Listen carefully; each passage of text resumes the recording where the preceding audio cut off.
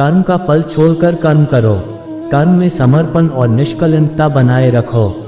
आपके अधिकार केवल कर्म पर हैं, फल पर नहीं। विवेकपूर्ण बुद्धि से आत्मा का आत्मा में विचार करो। आपका धर्म अपने स्वाभाविक कर्मों को पूरा करना है। भगवान के प्रेम में बसकर कर्म करो। आध्यात्मिक साधना में समर्थनीयता बनाए रखो। अन्यों की सेवा करने में आनंद पाओ।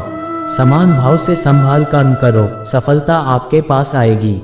जीवन को जीने का सही तरीका है संयम और संदर्भ। आत्मा मरने के बाद भी अमर रहती है, इसलिए डरो मत।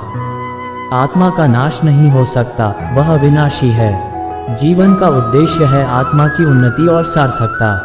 आत्मा शारीरिक देह से अद्वितीय है, उसे अजन्मा कहा जाता है। भगवान के प्रेम में व्यापक होकर आत्मा का साधना करो। कर्मों में विश्वास और समर्पण रखो, नतीजे की चिंता मत करो। आत्मा ना जन्मती है और ना मरती है, वह अविनाशी है। कर्मों का फल इन्हें नहीं बांधता, वे सदा स्वतंत्र रहते हैं। आत्मा नेति, नैतिक वह कुछ भी नहीं, वह ब्रह्म है। आत्मा में ब्रह्म का अनुभव करो, वह शांति और आनंद है। आत्मा में सभी जीवों का समानता और एकत्रता महसूस करो। आत्मा का सच्चा स्वरूप ध्यान और आत्मा साधना से प्रकट होता है। जीवन के कर्मों में निष्कलंकता और सत्य का पालन करो। भगवान का नाम ध्यान में रखकर कर्म करो, वह सबका सार्थक करेगा। भगवान का नाम स्मरण करते समय मन को एकाग्र करो। कर्म में निष्कलंकता और संतुलन बनाए रखो, वही उचित है। आत्मा की प्राप्ति के लिए निरंतर प्रयत्न करते रहो, यही सफलता की राह है। कर्म का फल इस जीवन में ही नहीं, भविष्य के जन्मों में भी मिलता है। कर्मों को निष्कलंक और विवेकपूर्णता से करो, वह सच्चा भक्ति है। आत्मा का परमात्मा से एकत्र होना ही उसकी शांति और आनंद का कारगर माध्यम है।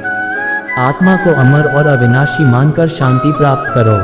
आत्मा में सम्यक ध्यान करने से आत्मा का प्रभाव वृद्धि होता है और वह आनंद से भर जाता है। आत्मा नेति, नैतिक वह इंद्रियों से परे है, वह सच्चा आत्मा है। कर्म में सजग और संयमित रहो, वह सफलता की कुंजी है। कर्मों में समर्पण और सेवा का भाव रखो, यही वास्तविक धर्म है।